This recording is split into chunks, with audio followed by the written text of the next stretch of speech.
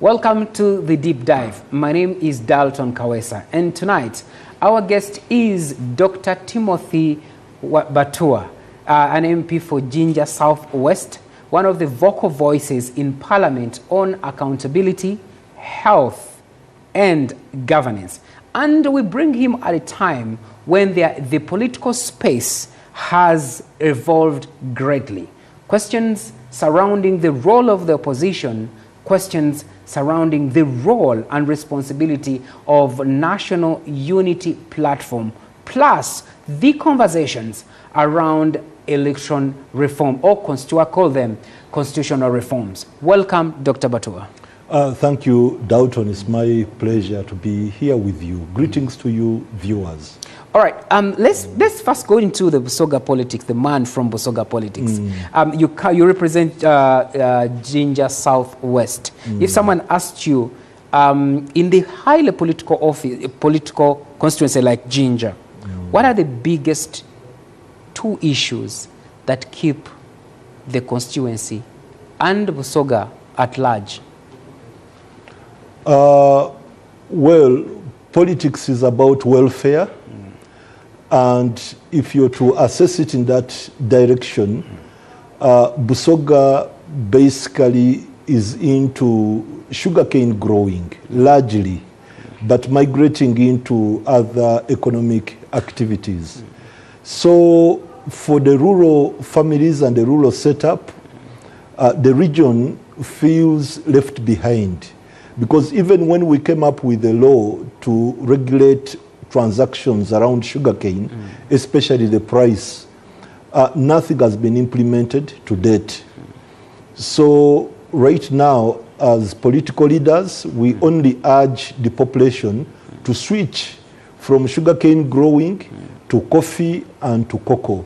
But I feel pity for the country, because the moment Busoga as a region shifts from sugarcane growing, then sugar will become scarce. And it's one of the items that a country should actually produce on its own. And we shall lose a lot of economies of scale that have been developed over time. You know, the cost of loading a sugarcane truck unknown, looking after sugarcane, basically in so many villages, people have that knowledge. So there is a lot of advantage that has been acquired over time. A lot of knowledge has been acquired over time that I do not see serious millers who are into that business for a long time to give away this simply because they can't agree on some of the incentives that motivate farmers. All right, Dr. Batua, for those that have never understood the sugarcane conversation that enlisted the then speaker, Rebecca Kadaga, the clash between the president and Busoga MPs, what is at the core? What is the point of departure? No, at the sugarcane growing activity, the core is the price of sugarcane. That is it. That is the most important aspect in these discussions around sugarcane. Is it, when you talk about the price, is the price capped that people are not benefiting? The price has been so low, lower than the input, lower than, you know, the cost of producing sugarcane. If you look at your input, say, for example, the cost of weeding, the cost of buying the seed, the seedling, or the stems, the cost of weed, you know, spraying, and, you know, all those other costs, harvesting until you get the sugarcane, it is estimated to be 200,000 to 220 per ton. However, we sell sugarcane at 120,000, 125,000 per ton. So we lose 70,000. But we've ever sold sugarcane at 250,000. And at that time, most of the sugarcane growing areas urbanized. We saw good-looking structures coming up. We saw activities that give you the impression that people are living a comfortable life. You know, a rural family getting a vehicle, taking children to study in very good schools. So from a legislative point of view, a legislative point of view, what then beyond incentives needs to be done in order to have these people benefit out of their sweat? Now, to benefit, we had to come up with a law, which we did, such that it gives a formula, a formula that will predict the price of sugarcane in relation to the price of sugar. So that when the price of sugar goes up, the price of sugarcane goes up as well. But farmers also wanted the price of other commodities that come out of sugarcane to also be included in the formula. We did get consensus on such, so we only kept it on sugar. But even whatever we did has not been implemented. So we're just waiting for the policy to implement? Yeah, the law is in place, it has been signed, but we do not have... Before you go anywhere, does the law in its entirety cure the issues that people of Busoga wanted? It may not cure, but it may improve. Okay. It may make the situation a little better. So it's now the implementation but that is... Yeah, the implementation of that law and the follow-up.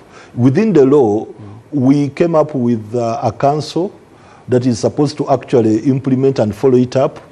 But it seems the council has been politicized. It's not in place. Even when it's in, even if one is to say that it's in place, its effort has not been noticed. But the risk that we are likely to face is the migration of the region from sugarcane to coffee. And that is exactly what you politicians, you've just highlighted. You're encouraging your people to go into that. Yes. But it's no different. There's no difference, big difference. The coffee you're talking about, maybe cocoa, even then, I don't see them getting more than they put in. You know, if you look at coffee, first and foremost, you harvest twice a year.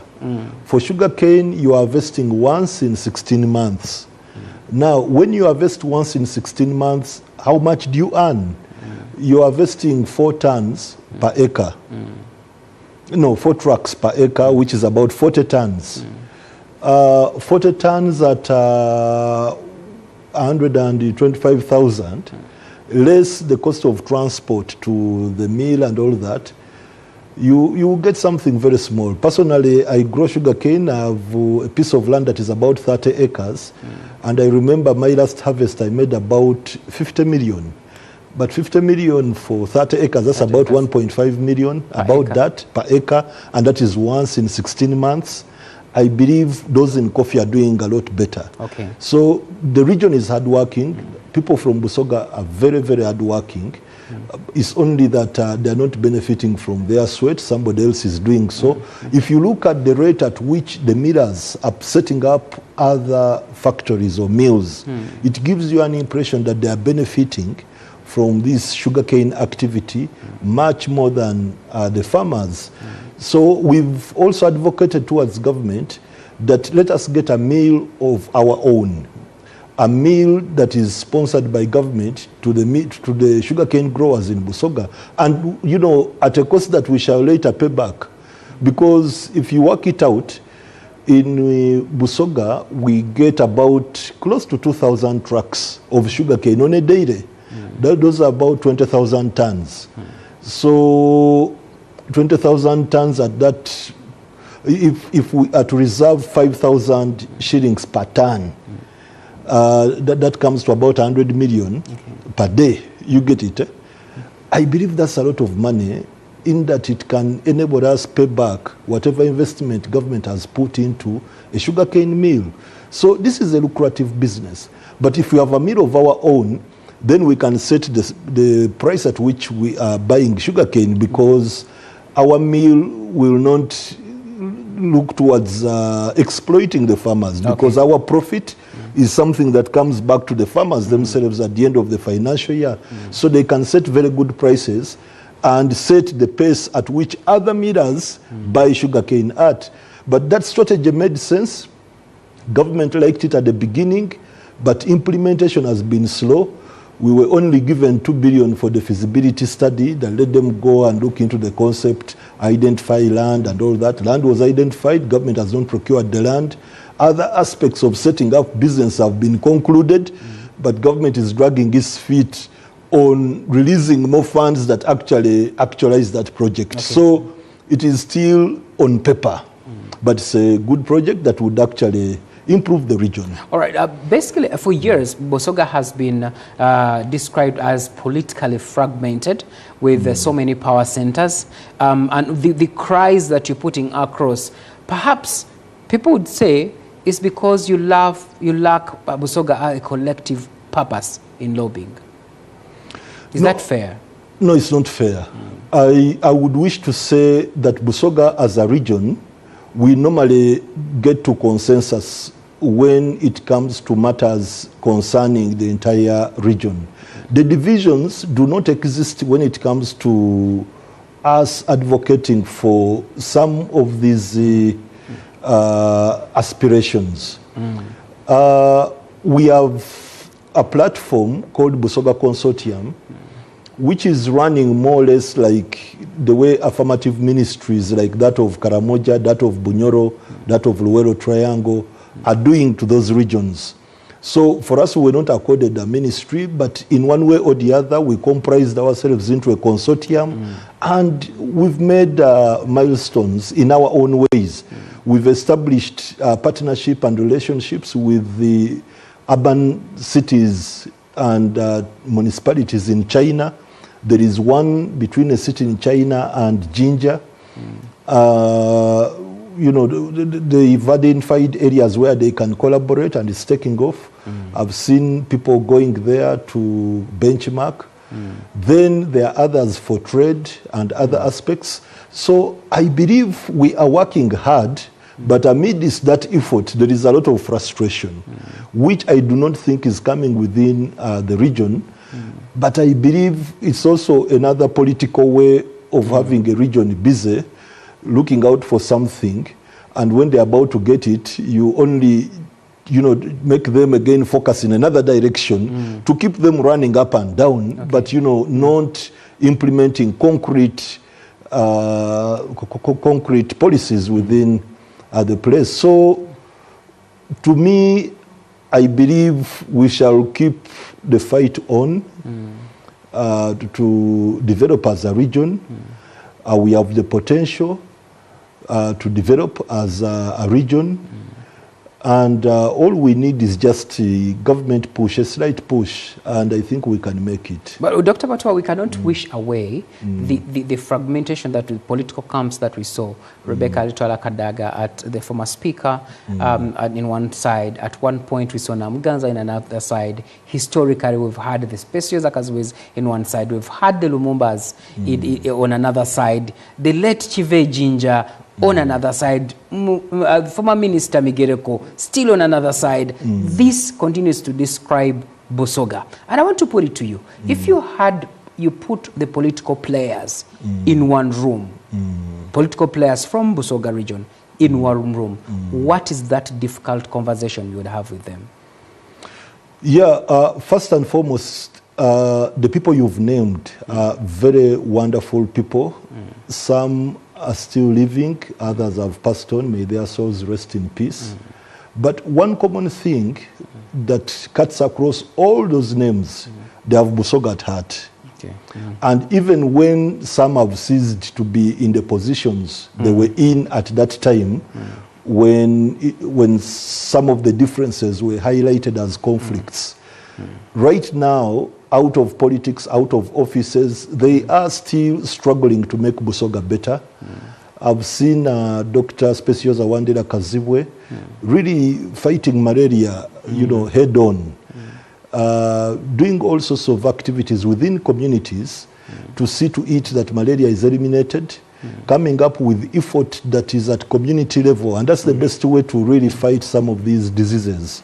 Efforts that do not need government, but where people or communities should take on the responsibility to see to it that the disease is eliminated. So somebody doing that at this time when you've grown and weakened, when you're out of the political office and all that, it shows the passion you have for the region.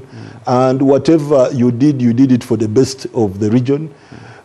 We see all the others you've talked of, all, you know, really trying to propel the region forward in one way or the other.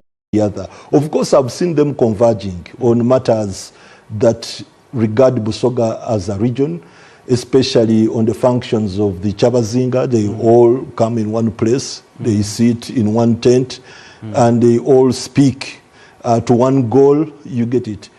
So I think most of the things that manifest as conflict have been a result of everybody wanting to push the region forward, but wanting to follow a particular direction that person has confidence in. But we are proud of these sons and daughters of the region. So as we take a break, Doctor, when you look at Busoga today, and you just mentioned earlier that you don't have a ministry as opposed to other regions, do you think you have lost influence at the national level as Busoga? We've slowed down. We've slowed down at the national level, number one. Number two, there is an element of neglect, because there are issues we've put to the table that we feel should be given attention. But on the other side of the table, we only see silence. There isn't anybody really coming to the region with a package for the region. We know what we want, and we've always discussed it, we've always put it forward, but we see very few answers. We were very aggressive when it came to Busoga University. Maybe you're not aggressive enough. Well, thank you very much. We'll take a break, and when we return now, we shall be looking at the national politics, especially NUP, where Dr. Batua belongs. Stay here.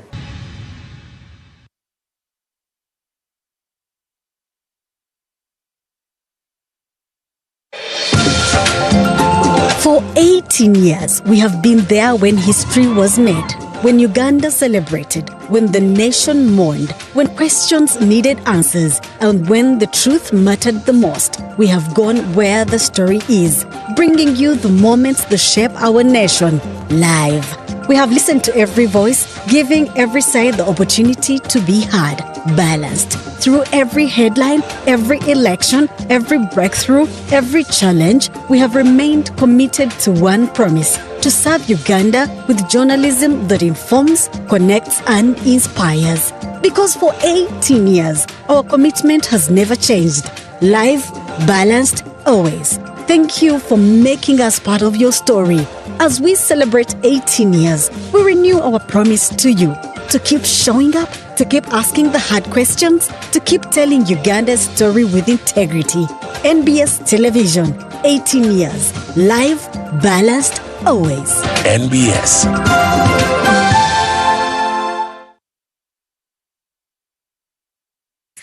The parent is Tuliahewa Dixon. And the child is Tuliahewa Esther.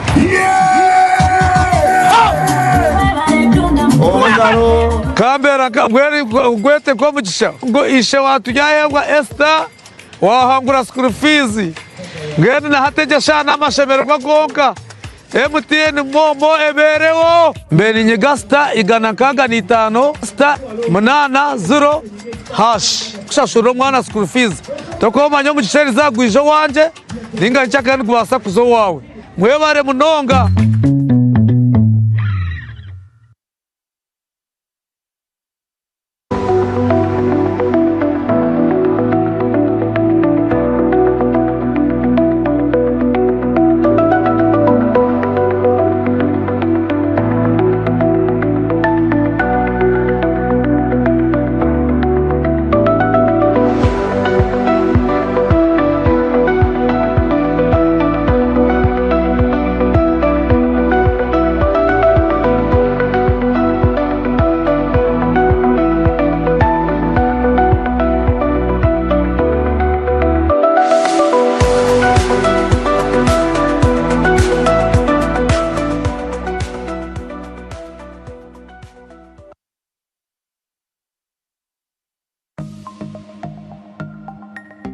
Better study tips. Protect your digital money from phishing scams. Be cautious of suspicious emails or texts asking you to click on links. Instead, visit the official website directly to ensure you're accessing a secure platform. In partnership with Uganda Communications Commission and NBS.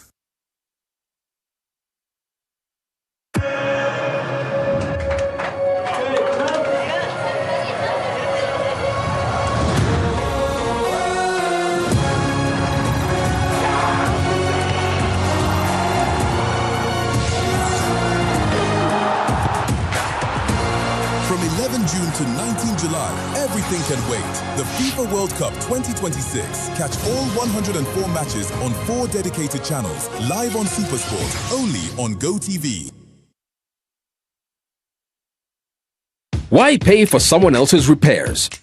Say goodbye to hidden costs and hello to peace of mind of a brand new start. Discover the Suzuki range of unmatched, fuel-efficient and reliable options. From the iconic Jimny to the new Across Hybrid. Find the perfect blend of style and world-class efficiency. Upgrade today and enjoy 1 year of free fuel and comprehensive insurance, plus 2 years of free service and a 3-year warranty. Trade in your current car or choose financing to start driving as you pay installments. Don't wait. Visit the Suzuki showroom today or call 0800-211-033 to get started. August 2026 is here! And Yada for Life presents Mujatu Sinze 2026 Nsima Edition on Saturday 29th August 2026 at Imperial Royal Hotel with a lineup of heavenly voices and ministers. Are you grateful to God for what He has done and accomplished in your life? Do you have a reason to ultimately thank God for? Get your deluxe ticket for 30k, gold for 50k, platinum for 100k, and the table at 2 million. Doors open at 4 p.m. Buy your ticket at Unique Uniforms, Uganda House, and at House of Rest, former Fido Dido. For bookings and reservations, call 0760-595-316 or 0708-766-536. Mujatu Sinze 2026 Nsima Edition, and proudly sponsored by Yuga Tunes, Afromoba, Yuka TV, and NBS Music. The King is ready. Are you? This 14th of August 2026, King's Love Entertainment presents King Saha Tondeke Kololo Festival at Kololo Airstrip. An epic night of live music, energy, and unforgettable moments. Grab your tickets now. Ordinary 20k, VIP 50k, tables 3 million and 5 million. Don't miss Uganda's biggest musical experience. Tondeke Kololo Festival, 14th of August 2026. Powered by NBS, Sanyuka TV, Afromobile, Capital FM, Beat FM, and Yuga Tunes. This July, NBS Television brings you closer to the stories everyone will be talking about. The drama gets deeper with gripping series, local movies, and characters that feel like home. The updates get faster with live coverage of events, breaking news, and real-time moments as they happen. The conversations get bolder with powerful interviews, current affairs, celebrity sit-downs, and voices that shape the nation. From the newsroom to the live scene to the stories that move us. July on NBS Television is fresh, emotional, urgent, and unmissable. NBS. Always.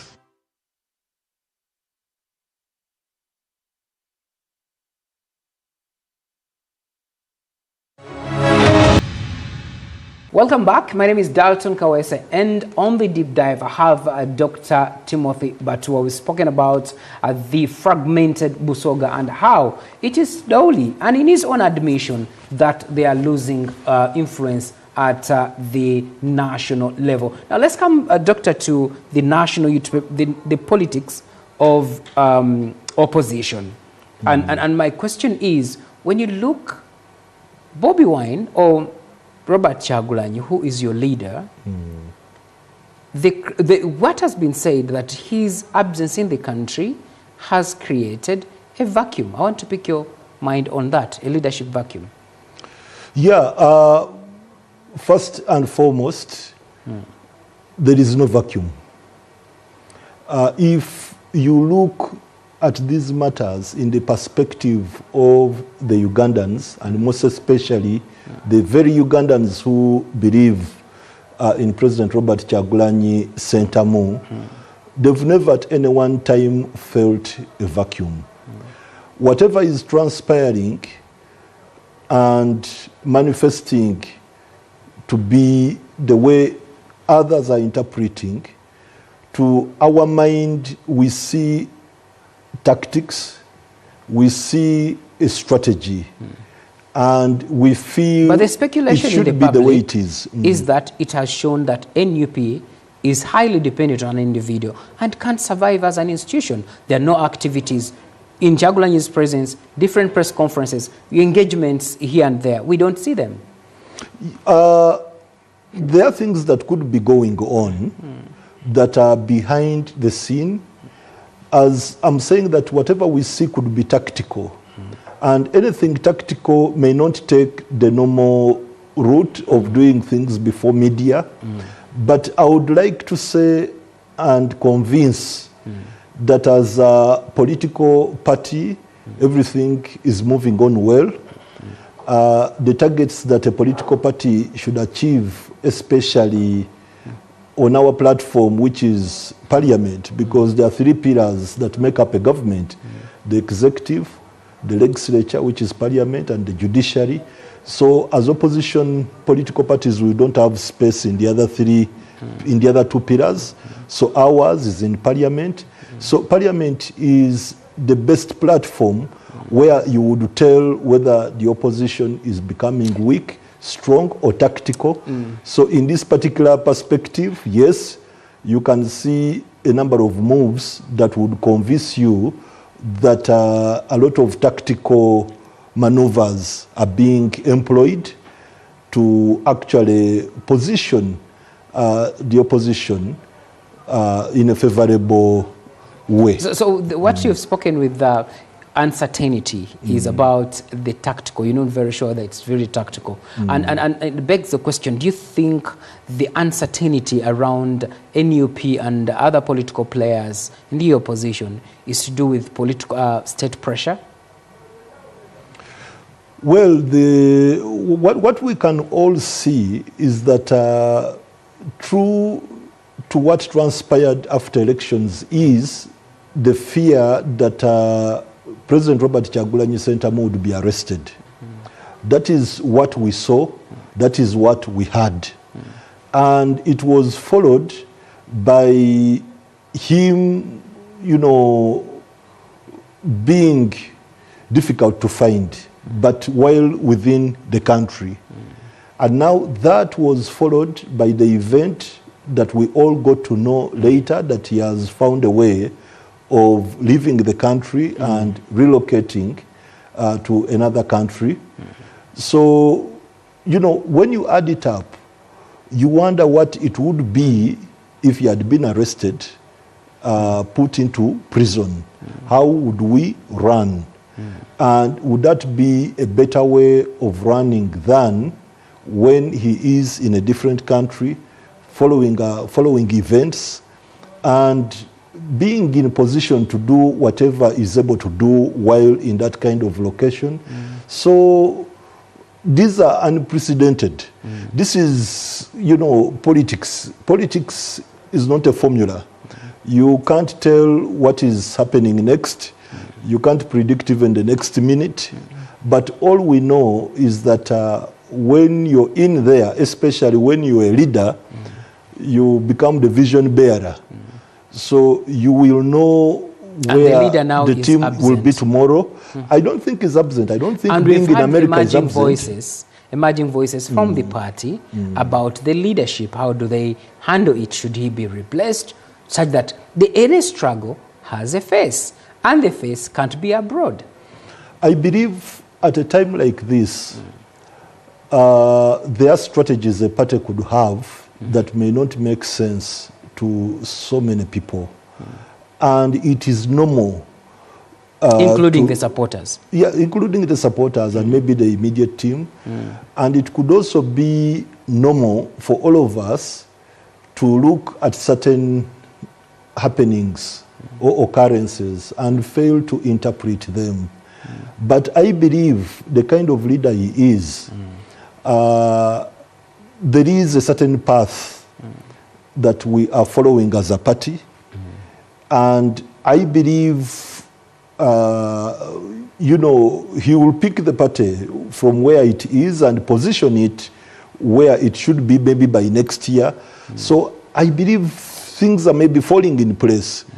As it is now, all of us... Are you burying your head in the sand? All of us as a party and leaders, we work as a team, and in teamwork, you're given a task, you get all you have to do is to execute your task. In executing your task, you may not know what others are doing, but the moment you execute yours, that's it. So for us, we've comprised our government in parliament, the shadow cabinet, and we are busy, you know, doing the kind of work we should do. At the secretariat, they are also doing what they are supposed to do. So I believe if everybody is doing his work, and which we see that they are doing, I believe as a party we are appreciated that we are running and running very well. Let me give you perspective here, just to follow up. UPC had the very same model where the former president and party chairman would govern over while in Lusaka in Zambia. It never left the party the same. Ain't you alive to history? Now, what is different from how UPC governed? Of course, times have changed, but what is different is here we have an acting president. And so it had an acting presidential, chairman of the Presidential Commission, that was Rurangaranga. At a later stage, there was the late Cecilio Gwal. Yes, so now here we have an acting president. We have a structure at the secretariat really supporting the president.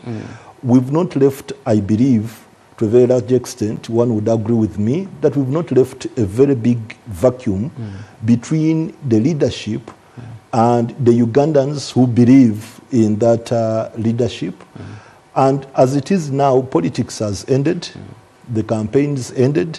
So the way a political party progresses at this particular time is completely different from what one would have seen during the campaign time. And it would normally give the impression to a particular person who is scrutinizing the occurrences to be as though the steam has come down. But I mean, the tactics change at a time like this when political activities are at the lowest. So I want to put it to you, Doctor, that those are the same tactics Dr. Milton Obote thought he had employed by the operations that he had at the Uganda House.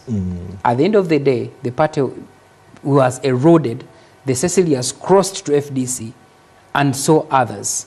Isn't that staring in your face as a party? I've not seen it yet because I do not see, even within parliament, anybody about to cross. I do not see it. And then number two, I want to believe, because I've not seen it anywhere, that there isn't any particular path that politics should follow. Our events can't manifest exactly the same way the UPC events did. And if we are to do it that way, if we are to do exactly what UPC did, maybe would even be predictable. Maybe within the first, second, third day would be interrupted with.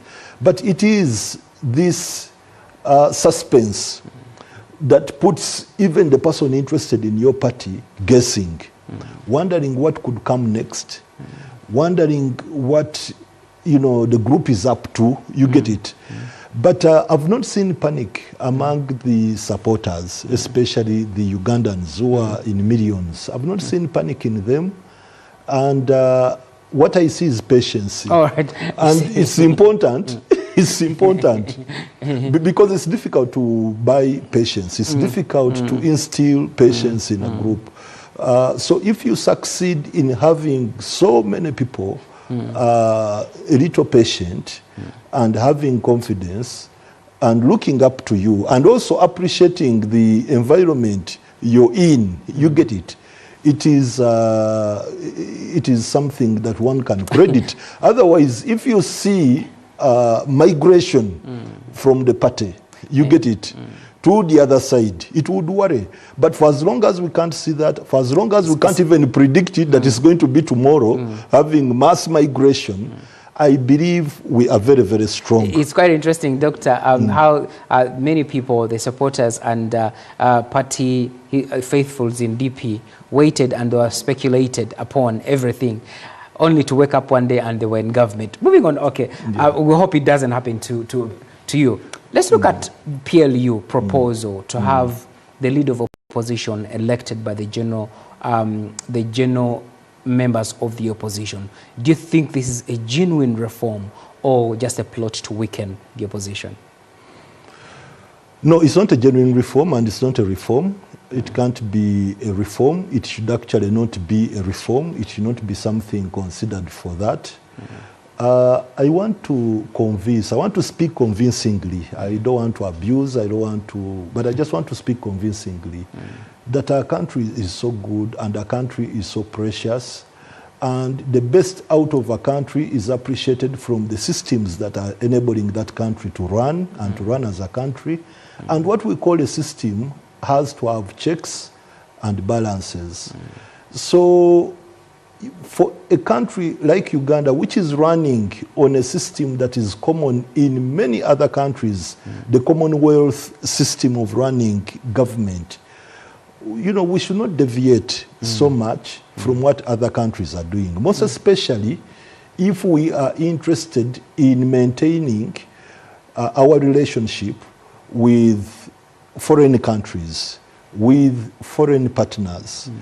In foreign countries and foreign partners, I echo on the foreign direct investors, the people who want to invest their money in billions into the Ugandan economy. And it is a proven way of growing a country, that if you want to develop a country, if you want to grow the country's economy, you have to tap into FDIs, the foreign direct investments. Now, these do not have a passion for our country specifically, but they look at particular formulas, particular parameters, and they say, this is a good destination, let me put my money in there. Now, some of the things they look at are some of these that we are discussing. The stability of politics within that country. So if they see a country that is running, whose constitution depicts it to run as a multi-party kind of country, but in the actual sense, it is running as a single-party kind of country, they see it as unstable. Well, thank you very much. Okay. So it creates worry. Then it also creates worry in the donors. You know, as a country, we survive on donations that strengthen our systems. So if they say we are going to send so much in Uganda to support refugees, to support health, to support education, and they feel there's no checks and balance because they know that within our system, you know, the donations could be followed up or oversight could be done using the opposition. And if the opposition is non-existent, it worries them for the money they are sending, and they cut it. We've seen it, but it may become worse. So as a country, we pain together.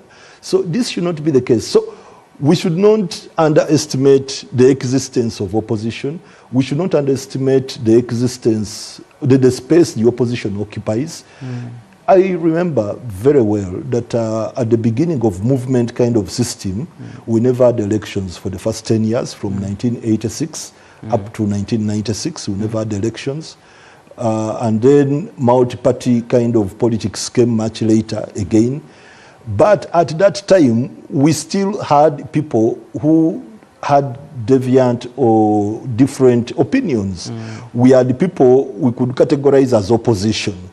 And it was only proper that rather than having these people within the system who have different views and they are fighting within the system, let them exist, you know, in a proper structure, and so that there is consensus built on all matters of national importance.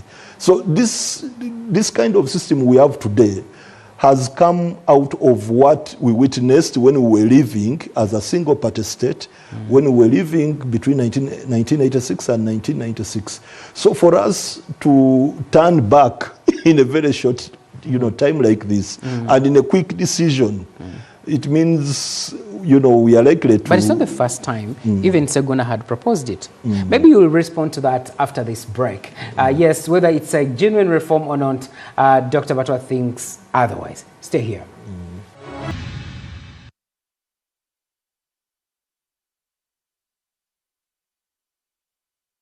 Every morning. Always.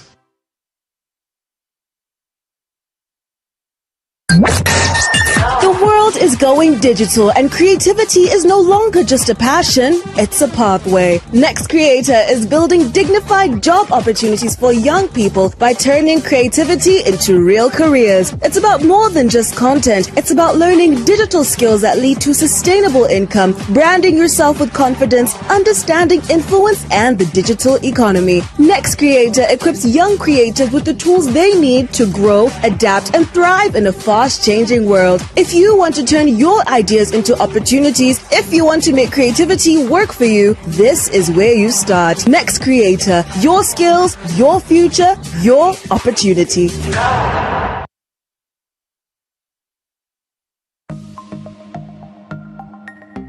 Better study tips. Choose a unique PIN. Avoid using common and easy to guess numbers like your birthday, phone number or consecutive numbers. Also, do not use the same PIN for multiple accounts. In partnership with Uganda Communications Commission and NBS.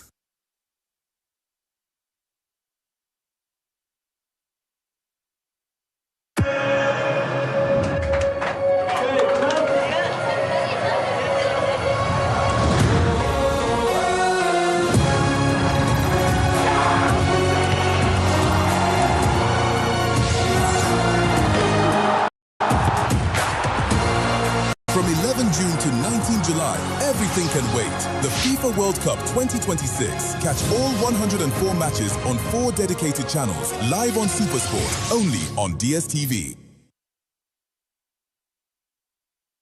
Uganda Communications Commission UCC kutusaka takuraba kunyoma olwokwagala okugatta omukino ku music waffe obuwangwa naddala kadongo kamu n'okumugulira akatale ak'omulembe akadigito old is gold bakabikabi abagikuba nga 3 mu July ku Sheraton Gardens wano mu Kampala. Freddy Sebata, Dani Mugula, Matiaru Misusela Sega Mwenge, Takumirizi, William Mukabya, Masias Warukaga, Freddy Sebare, Gerard Kiwewa, Jigijigi, Kasiwa Kapo, Harriet Sanyu, Nabitaka, Betty Nabuya, Aisha Nachito, Bonamu, Hatakuraba Kunyoma, Okwinga Shinje Mtwalo Kumi Vietnam Mtwala, Biate Meze ya milioni 3. Sheraton Gardens za 3 mu July, tutanika sawe mu yakaunge. Kati ngono berawa, Hatakuraba Kunyoma, Wagidwa, UCC, Rospom, Afro Mobile, Nesanyuka TV, Atoro de Bitegekebwa, Balunya Promotion. Welcome to Radio Wala, Uganda's very first radio station made just for Indian diaspora and lovers of Indian culture. From timeless Bollywood classics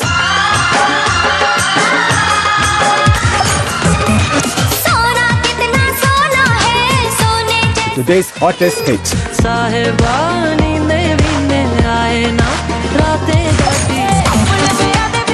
Vibrant festivals, mouth-watering stories, and heartfelt moments from our community. Listen exclusively on Afro Mobile, your cultural connection anytime, anywhere. Whether you're cooking, driving, or just relaxing, turn up the joy with Radio Wala, because here, every day is a celebration. Radio Wala, let's play.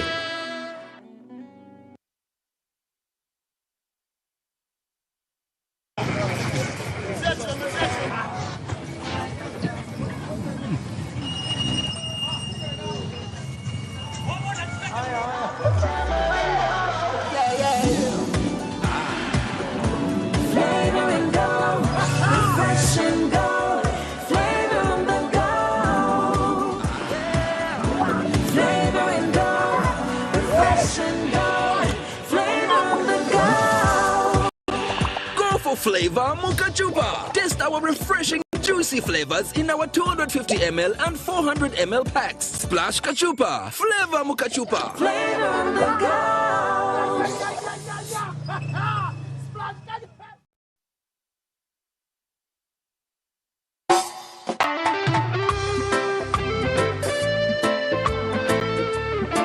Shower music. This one's for the friends out there. Hi Fireflies, this is a shower music straight out of Cavalle. I am inviting you for my concert, which is going to be on 10th July. It's a Friday and you have no excuse. We'll be a National Theatre, chilling and jamming to Mental Break EP and Fireflies album. Come and let's have a blast. Entrance is only 50,000 and 150K for those who will also want merchandise.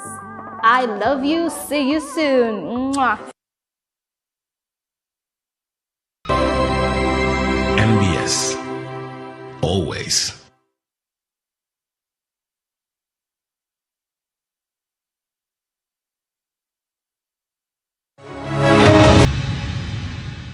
Yes, it's a pleasure still with us here on the Deep Dive with Dr.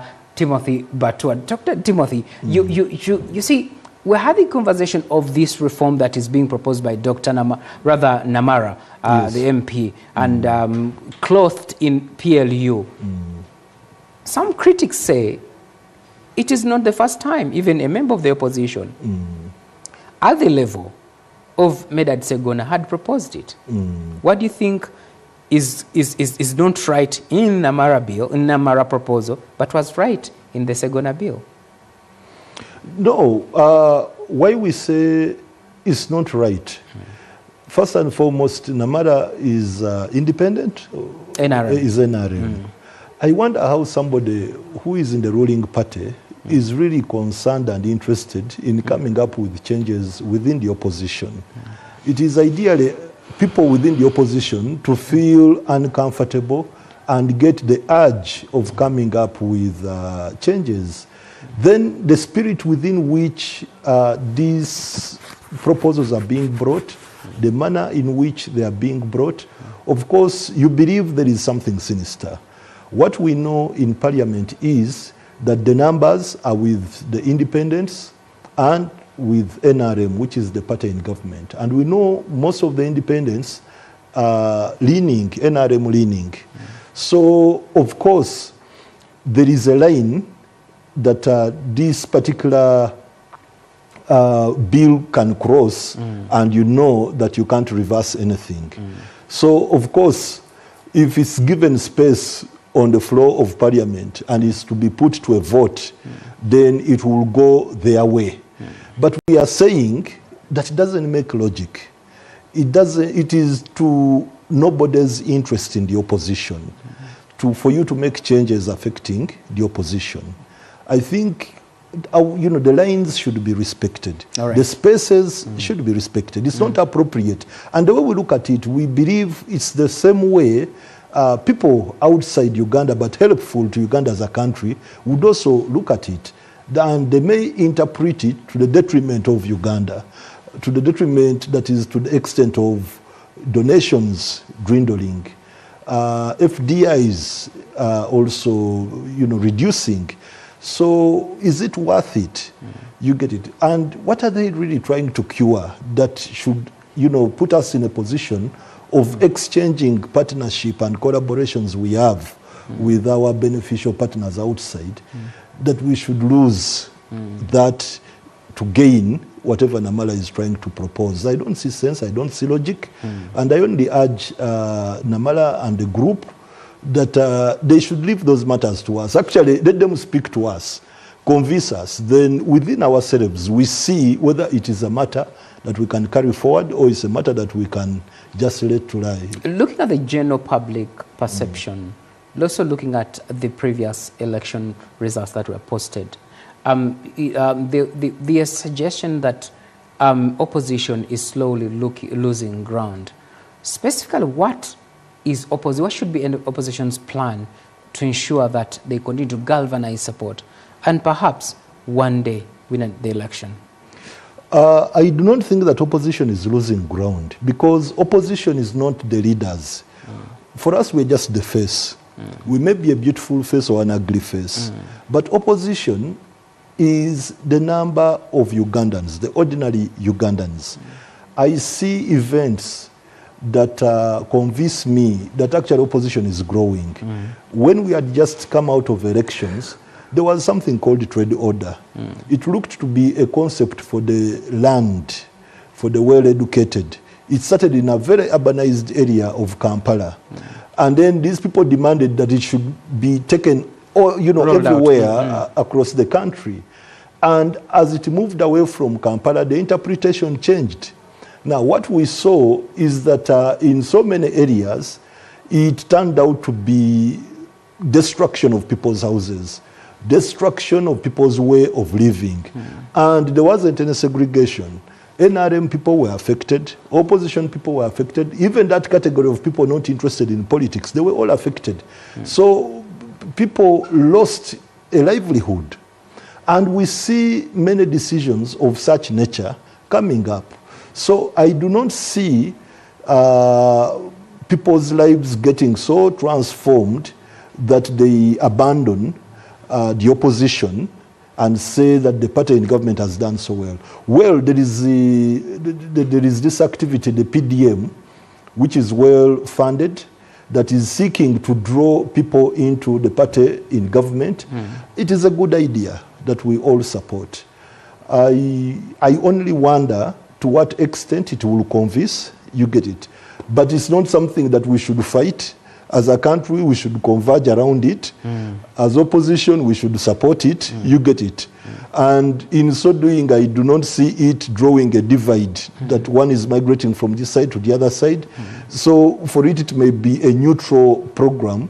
But these others that government is doing, I believe that they are making the opposition much bigger than it is. So for the weaknesses that are perceived to exist within the leaders, as it is now, I do not think they have a very big implication on the size or the expansion of the opposition. But it's honorable.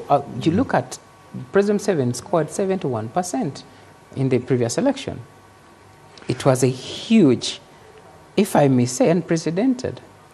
What I've seen within Africa, even the governments that have become extremely weak almost instantaneously, presidents had support of 90-95%, even here in Sudan. You get it.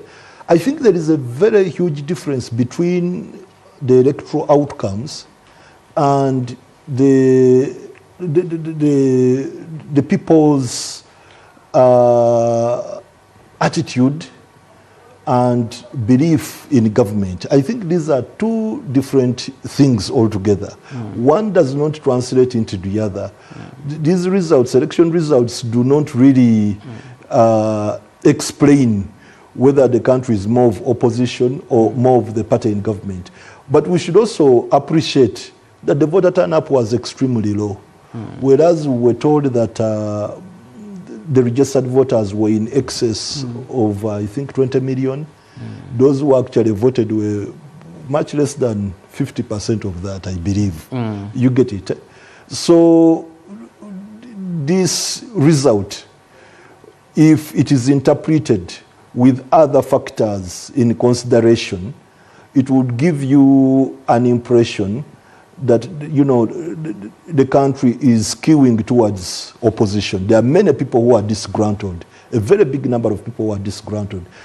We should also be mindful that we are a youthful country. We have a very huge population that is getting into that age that can participate in decisions of the country. And you wonder now, when those people become of age, which pillar are they going to associate with? Are they going to associate with the opposition, or will they be with the party in government?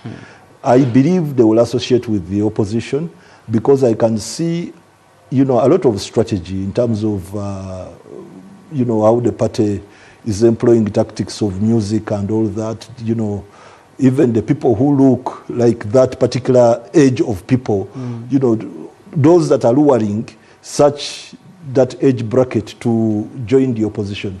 So I want to believe that the opposition is strong, and it will be even stronger when it comes to the next general election, courtesy of that age group that will now start voting, that hasn't been voting. I would not be forgiven if I don't ask you this. The conversation that has been online about some young people who you've just mentioned here that have been incarcerated for over now 6 years, and they're wondering in one of the interviews, should they seek pardon and they should be released? The state is pushing for them to accept and should be released. What is your opinion on that? And they seem to be frustrated voices. It is very wrong. Of course, these young people have been in prison for so long. There are very few Ugandans, especially those that I know of, who could be in prison for all that time and still stick to the truth that they are innocent. And they do not give in to compromises, that they exchange liberty for false allegations. So first and foremost, we applaud them for having stuck to the truth that they should be set free unconditionally, but also urge government that these are young people. They are already broken now. Yeah, they've served such a long time that would naturally be given to somebody who has offended the government in a very big way. You get it? We've seen people who have embezzled money and pardoned. Money that should have maybe educated somebody, that should have treated and saved a life, that should have maybe, say, fueled a police vehicle to maybe a firefighter to put off a fire somewhere, and it didn't do that, and therefore the country lost. But people have taken this kind of money. A number of them have been pardoned. Some have retained even the wealth that they stole. So we are saying that it is enough. These young people should be set free unconditionally. Uganda is a beautiful country, and it should be beautiful to everybody. Unconditional seems not to be forthcoming.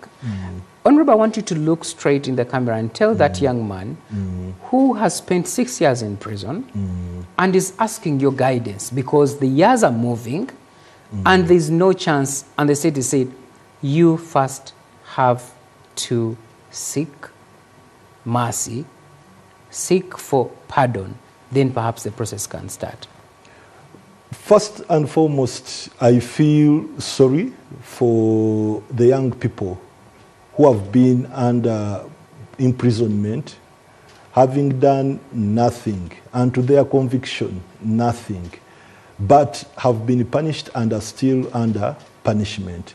It is important to note that you've stood by your own conviction, not to exchange fear with freedom. You've stood your ground. It is difficult for me to tell you that continue standing your ground, but I want to tell you that we appreciate the effort you've done. The country appreciates the effort you've done, standing your ground, and resisting the temptations of you agreeing to what you never did just because you should do that to get freedom. Stand your ground, hold on to your belief to the extent you can. But whatever it is, we who know what transpired will believe in you and will respect you. So what kind of message do you think the young man that wants to join the opposition and has seen this youth detained for over 6 years, what do you think is speaking? I believe joining the opposition is not about being lured. It's not about being compelled that you should join or not. It is the circumstances around you that should drive you.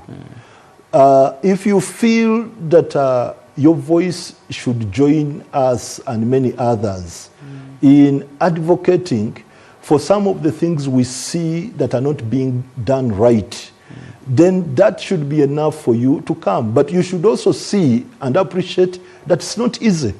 It's not easy being in your position. Things that are being done, things that you're seeing are true. You can get arrested, you can be imprisoned, even when you've done nothing.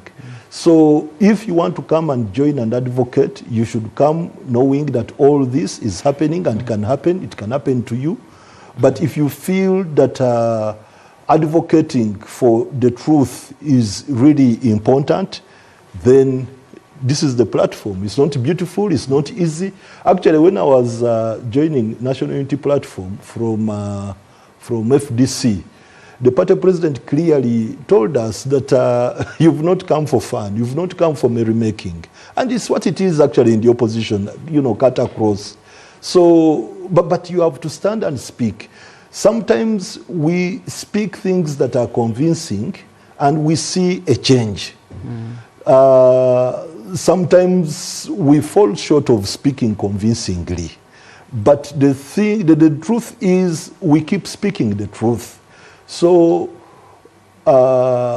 it's not easy, it's not simple, it's not beautiful, but it's what everybody goes through to liberate the communities. Do you and think, themselves. in summary, as we conclude, do you think the Parliament has safeguarded the constitutionalism, especially in politically sensitive places and cases? In Parliament, there are instances you get convinced that the institution has failed. And when it is failing, you see it. And you can be able to explain it. But of course, to run an institution like Parliament, it takes a nerve. It takes somebody to be a different kind of human being, to be resistant, to be courageous, but above all, to be brave, to run Parliament the way it should be run. Otherwise, an ordinary person, an ordinary educated person or educated lawyer, you cannot run Parliament the way it should be run, because the Constitution made sure that it gives power to the people. And that power that it has given the people can be expressed through their leaders who are members of Parliament and in Parliament.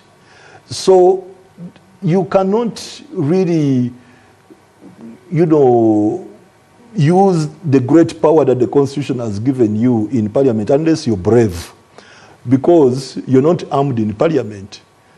The executive is armed. It has the command of the military. It can command the military. In Parliament, you can't. So you have to be brave to really drive an agenda, most especially the agenda that is conflicting with that of the executive. So if you're to succeed, regardless the way you achieve it, it needs a unique kind of bravery. And people of that nature are not many. They are really very, very few. Okay, thank you very much, Dr. Batua, for making time to speak to us tonight. We've come to the end of the deep dive. We have seen more questions still emerge on the role of the opposition and the responsibility of National Unity Platform in the evolving political atmosphere. My name is Dalton Kawesa. Good night.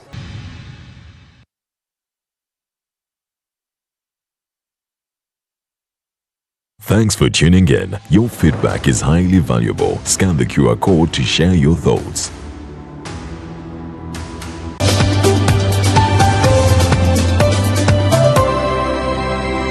NBS. Always.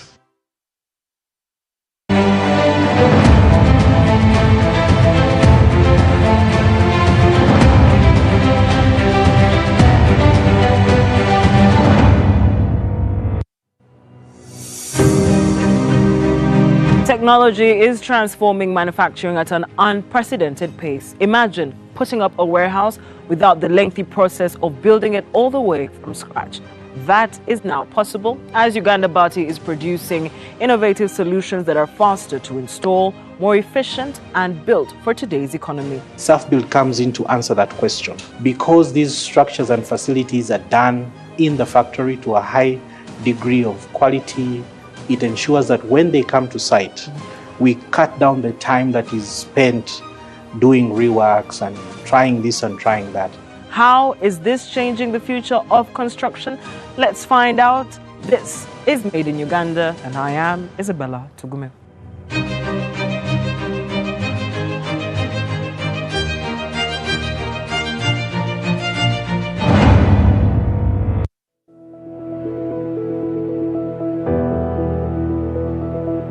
Uganda's construction sector remains one of the country's fastest growing economic drivers, contributing close to 13% of GDP while supporting thousands of jobs across manufacturing, engineering, and real estate. Yet traditional construction methods continue to face challenges ranging from rising material costs to lengthy project timelines. As demand for factories, warehouses, and commercial buildings grow, manufacturers are increasingly turning to technology-driven solutions designed to deliver projects faster, more efficiently, and at a lower